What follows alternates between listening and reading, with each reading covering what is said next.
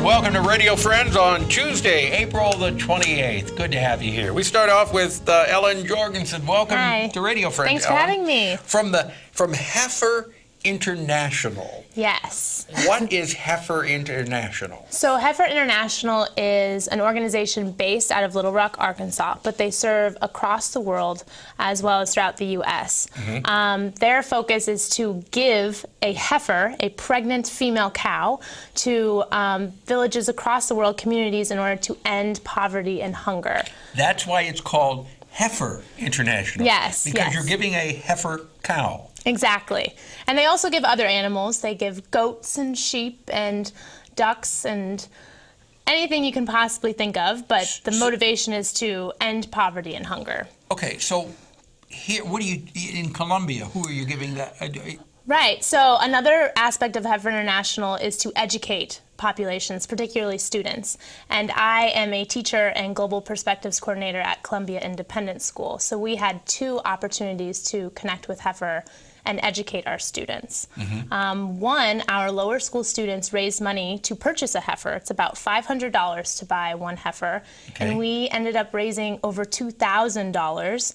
So we got to buy a couple of heifers. So you were only hoping you would raise $500? One heifer, and we bought the whole ark. We just bought a bunch of animals. Oh, that's wonderful. So then what happened? What did you do?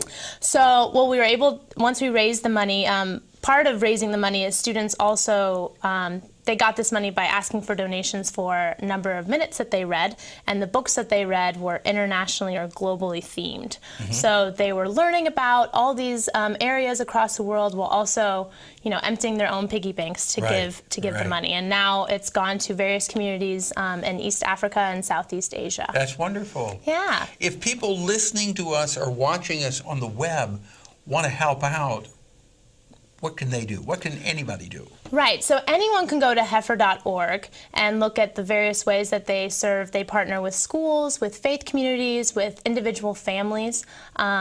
If you want to take a family trip down to Perryville, Arkansas, they have a ranch there where you can experience a global village. It's kind of a poverty simulation.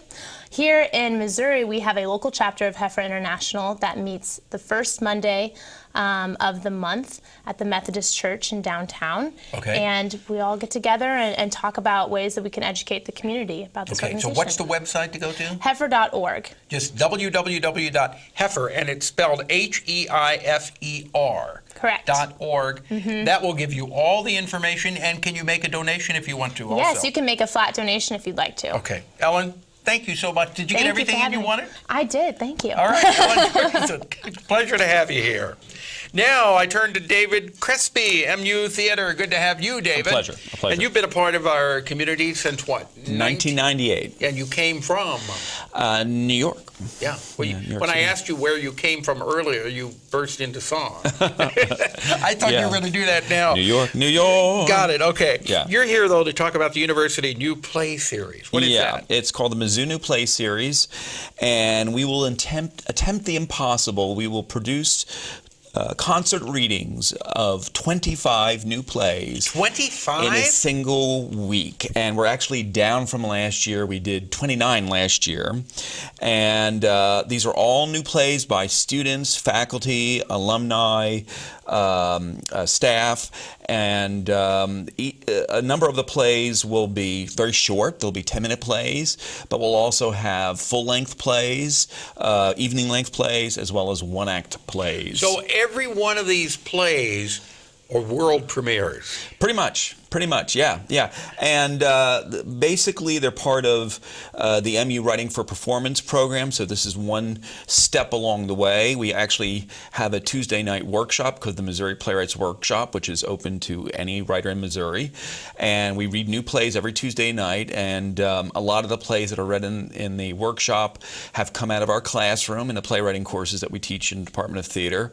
And in cooperation with the Department of English, we cross-list those courses. And so this is one stop along the way. We do cold readings at the Playwrights Workshop on Tuesday night, which means the actors don't get the scripts in advance.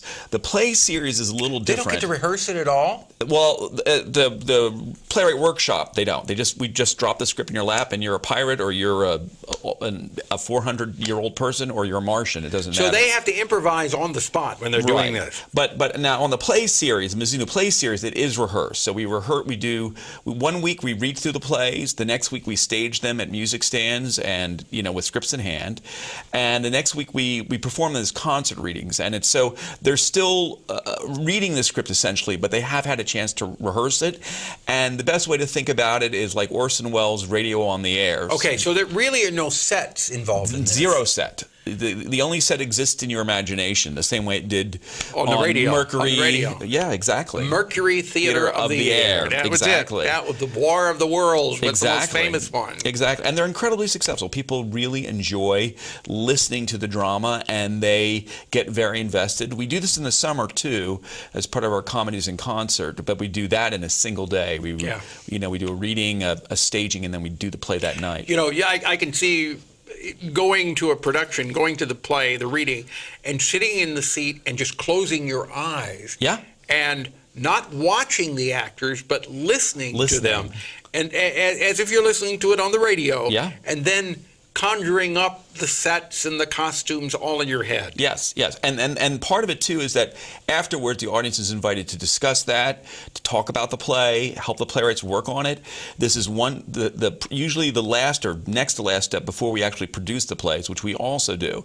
And what people don't know about the MU Department of Theater is we've had over 50-something plays recognized by the American College Theater Festival, and in the last 15 years that I've been at Mizzou, 16 have gone on to the Kennedy Center and been performed there. So that was going to be my next question. Yeah. So they have gone on. They have gone on, and in fact, we talked about Sean Clark. Sean Clark was one of the early winners to go to the American College Theater Festival, which is now called. I remember Sean Clark wrote a play. It had something to do with 11 Zulu. It had something to do with the Volkswagen too. Oh, okay. Well, that might be a different script. Yeah, but the one that went to because he came on Pepper and Friends, and they did it. He came back to town for it.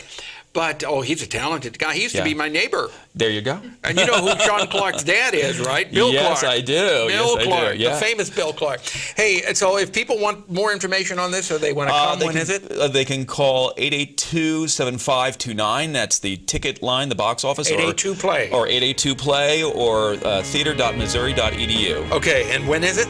And this opens April 29th and closes tomorrow. May 3rd. Okay, so it opens tomorrow, April 29th, closes May 3rd. No, tomorrow. Today's the 28th. Oh, yes. Time moves by. Yes. We're out of time. Let's see. Tomorrow, VAC and Maplewood Barn. Thank you for joining us. Have yourself a nice morning, afternoon. Bye-bye.